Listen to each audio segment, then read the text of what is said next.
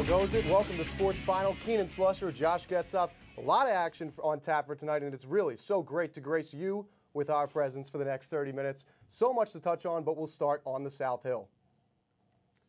In a season that began with so much promise, the 2009 campaign for the Ithaca Bombers has been anything but.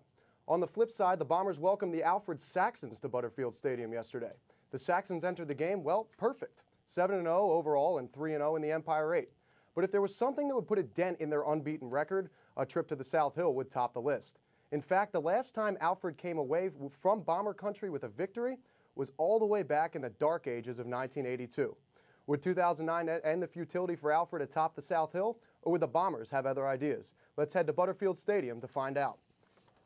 And it was a very intense game. Obviously, Alfred looking to stay undefeated here this afternoon. Bombers, we pick it up here in the first quarter, 3rd and 15 from their own 15-yard line. Grassdorf complete the Thomas Vossler right here for 23 yards. That resulted in a first down. Second quarter now, same drive. Grassdorf would cap it off right here, 34 yards to sophomore Matthew Hannon for pay dirt. What a great season he's having. That made it 7-0 Bombers. They're on top early.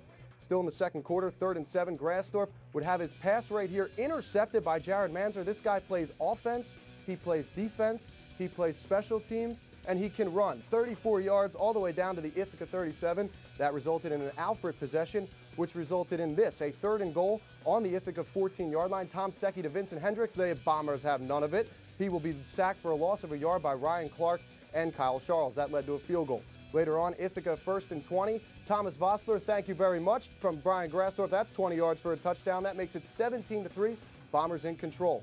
Third quarter now, second half. IC on their own 38-yard line. Grassdorf would find Thomas Vossler again, 16 yards here to the Alfred 46. That's good for a first down.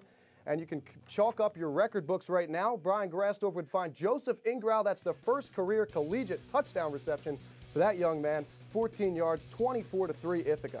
In the fourth quarter now, Alfred trying to get something going. They would in the form of Jared Manzer. I told you he plays all positions. He scores touchdowns too, apparently. That made it 24-10 Ithaca. Now later in the fourth, Grassdorf would find Dan Ruffridge. This one would really put the icing on the cake. 37 yards to the Alfred 10. That was a first down, and that would result in this. Grassdorf rolls out, throws to his left. Thomas Vossler, he seems to make a catch like that every week. 31-10 Ithaca. Alfred trying to make one last final attempt here. Tom Secchi drops back, throws over the middle of the field, and David Ahonen says, signed, sealed, delivered, I'm yours, ball game. David Ahonen ends it. The Ithaca Bombers beat the Alfred Saxons by a score of 31-10. The Red Dragons of SUNY Cortland also in action over the weekend versus Brockport. We take you to Bob Bruiser Field. Cortland would score on their first drive, but Brockport answers right back with this 29-yard screen pass from Grossi to Aaron Zern. The extra point after would knot it up at 7. Cortland's ensuing drive would end with a 29-yard strike of their own. Alex Smith hooks up with Anthony Giuliano, who sheds the would-be tackler, getting into the end zone. Red Dragons would score again before the end of the first. Now into the second, Brockport's Zern takes it up the gut from 1 yard out to bring the Golden Eagles to within a touchdown. However, Cortland would answer again as Dom Sayer takes the handoff and bowls through a few defenders to fight his way into the end zone. Cortland up 28-14. Brockport would take it to Cortland the next few drives, starting with this 26-yard bomb to Grossi. Matt Newman to cut the lead 2-7. Grossi would tie it on an 8-yard scamper, but here he hooks up with Tamir Shannon from 11 yards out to put the Golden Eagles up by 7 to end the half. Cortland would come out fired up in the second half as Sayer runs it right up the middle, shedding tackles along the way en route to a 51-yard touchdown run to tie the game at 35. This one is shootout, as we mentioned, and if you haven't heard, Cortland's coming to Ithaca to play in the Cortica Jug game next weekend. Really? Brockport would be forced to punt as Cortland ends this one with a 24-yard rocket for the go-ahead score, and Cortland would not look back as they ice it here with a 5-yard pitch and catch from Smith to Haynos to put the Red Dragons up by 14. The Red Dragons would go on to win this one 56-42.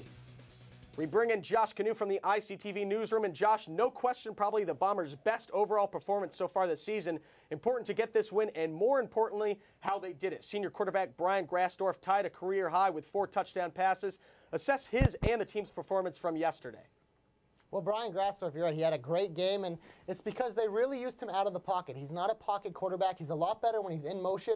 When he's rolling out to the right, he's able to change receivers' routes. So he had a big game. The offensive line was very good as well. The offense overall just really clicked.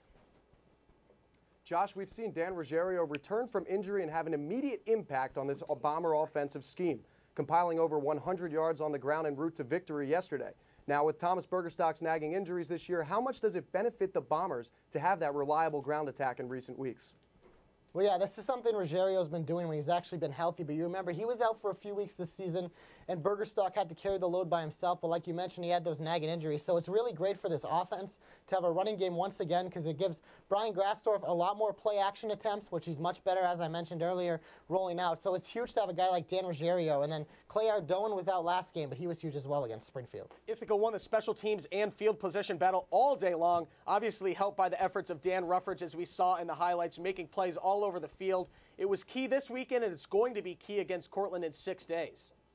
Yeah, the strength of Cortland is their special teams. Is something that Ithaca is really going to have to do well to win this game, because Dan Ruffridge, as you mentioned, he had a big game yesterday, that 42-yard punt return, making all sorts of plays like you mentioned. Andrew Rogowski has been huge, kicking and punting. So, yeah, special teams is going to be huge in the Cortica Jug. Now, Josh, obviously the Cortica Jug needs no introduction, but this is the first game in a while where pride is taking complete precedent over a playoff berth for either team. Talk about how you feel the Bombers, and particularly the seniors, will prepare for this game. Well, with NCAA playoff hopes, Grims, this is the last game pretty much for these seniors. It is their finale, the Cortica Jug. They play for this every year. It's at home. Players like Brian Grassdorf, Adam Drescher, Joe Getz, they're all going to be pumped up and ready because they know this is their last chance. So expect all of them to have a big game. Thanks a lot for your insight. We'll see you after the Cortica Jug next week. We'll take a look now at the Empire 8 standings as they look right now, and Ithaca's win not only knocked Alfred from the ranks of the unbeatens, but also placed the Saxons in a tie with the St. John Fisher Cardinals for first in the E8. Now, Alfred did defeat St. John Fisher head-to-head this season, so a victory by the Saxons over Utica next week would still lock up the E8 crown. Everybody, buddier, watch out, because the Ithaca women's soccer team is back. In the NCAA playoffs, that is, after defeating Stevens Institute of Technology in the Empire 8 quarterfinals on Saturday, the Bombers blanked Nazareth 2-0 this afternoon to earn their 7th conference title and the automatic bid into the NCAA playoffs. It will be Ithaca's 19th appearance in postseason play. No other team in the nation has had more playoff seedings, and pairings will be announced tomorrow morning as we take a look at the action over the weekend and how the women have gotten to where they are. As we mentioned, that 1-0 victory over Stevens at Carpwood Field, coupled with 3 saves with that goal in that game. Sheffer had a nice contest with 10 saves, and Jess Platt, obviously, with that contest as well. But in the final, Ithaca defeats Nazareth, and they will go on to the NCAAs, as we mentioned, having a great afternoon. They were the #1 seed in that Empire 8 tournament. Well, there are high expectations on South Hill and nationally for the men's wrestling team this season. Currently ranked 3rd overall in the country as a team, the squad has 6 wrestlers appearing in the National Wrestling Coaches Association individual rankings. What a better way to start off the season than to do it at home. The Ithaca Invitational taking place this weekend, featuring number 16 ranked Cortland and number 28 Johnson and Wales. Ithaca earlier this afternoon was winning by a slim margin, and as you take a look at the final results of this one, Ithaca takes their own invitational for the 2nd straight year. As mentioned, they are 3rd in the nation and start off in a good way, winning their own invitation this afternoon. Thus far in 2009, it's been so far so good in the pool for the Bombers men's swimming and diving club. The Bombers have stormed out of the gate, winning 3 straight contests. Their first 2 victories came against Lemoyne and RPI, but the Bombers hit a high point this weekend as they came away victorious in the wetter version of the Cortica Jug, knocking off the Red Dragons of Cortland by a score of 135 to 108. The Blue and Gold look to make it 4 in a row next week as they head to Bloomsburg University to take on the hometown Huskies. Now, while the men's swimming and diving team is just getting started, the women's volleyball team was winding down their 2009 season yesterday at Ben Light Gymnasium. Locked into a difficult first-round matchup in the E8 Championship Tournament, the 3rd-seeded Bombers extended their season as they upset the 2nd-seeded Nazareth Golden Flyers 3-1. In the championship round, though, the slipper came off the Blue and Gold as they fell victim to top-seeded Stevens Tech. The Bombers were swept 3-0 by the Ducks as Stevens captured that elusive Empire 8 title.